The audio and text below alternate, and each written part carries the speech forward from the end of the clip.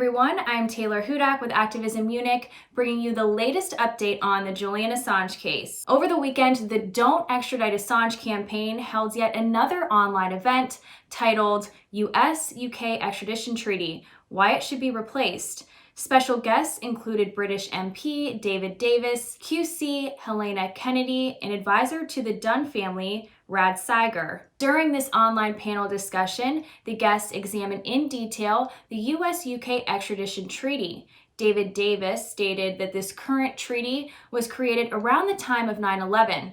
Tony Blair and the British establishment felt the need to be shoulder to shoulder with the United States.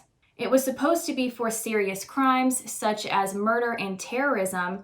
However, a very unjust and one-sided treaty was signed into law. For a defendant to be extradited from the US to the UK must establish probable cause. Whereas if a defendant is extradited from the UK to the US must show reasonable suspicion. Reasonable suspicion is a lower standard than probable cause, therefore making it much easier to be extradited from the UK to the United States.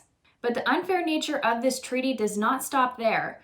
The US Secretary of State has the authority to reject extradition, whereas the UK Home Secretary is not granted this same authority.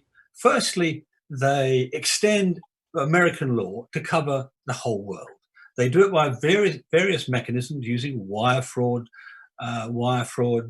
charges and so on, but they cover the whole world. Secondly, the Department of Justice in the States essentially uses these laws in this extradition treaty as a weapon of international commerce, of forcing their will on the rest of the world. And that's not just true for the Department of Justice, it's also true for other departments in the States, including the President.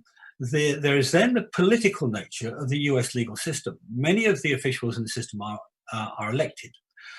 So if you're a prosecutor, having a high-profile case against a foreigner with no local supporters is a great thing as a stepping stone to a well-paid or a powerful job. Davis says that since the treaty's implementation, 135 Brits have been extradited to America, where only 11 Americans have been extradited to Britain. In Article 4 of the extradition treaty, a person cannot be extradited from the UK to the US for a political offense. Assange's defense lawyers are arguing that his case is in fact political. But to better illustrate the imbalances in this treaty, Rad Seiger, an advisor to Harry Dunn's family, spoke about Dunn's case. Harry Dunn, a 19-year-old British man, was killed in August by Anne Sekulis, who was driving on the wrong side of the road. Sekulis hit Dunn while he was on his motorbike and killed him. Sekulis is a CIA operative and the wife of a US diplomat. She fled the UK claiming she had diplomatic immunity. However, she was subsequently charged with causing death by dangerous driving. UK officials have formally requested Sekulis be extradited from the US to the UK. However, US Secretary of State Mike Pompeo, who was formerly the director of the CIA, denied this request, preventing her extradition. Sekulis lives in the United States as a free woman.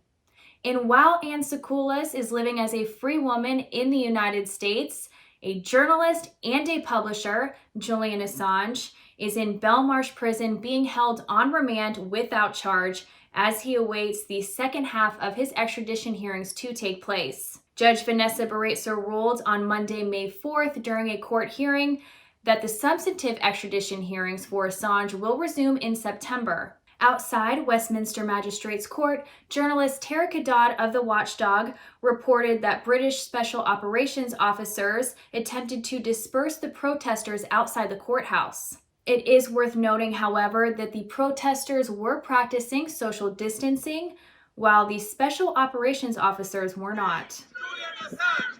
Free! Free! Julian Assange! Free! Free! Julian Assange! Free! Free! Due to the COVID-19 pandemic restrictions, the officers said the protesters must go home and that being outside the courthouse was illegal. A call-over hearing is scheduled for June 1st if Assange is well enough to attend. An exact date and location for the September extradition hearings is yet to be made public. To keep up to date with the campaign and the live online events, do follow the Don't Extradite Assange campaign on Twitter at DEA Campaign and visit the website don'textraditeassange.com. I will, of course, continue to follow this case and report on the live online events, so do make sure that you subscribe to our YouTube channel. I'm Taylor Hudak with acTVism Munich, and thank you all for tuning in.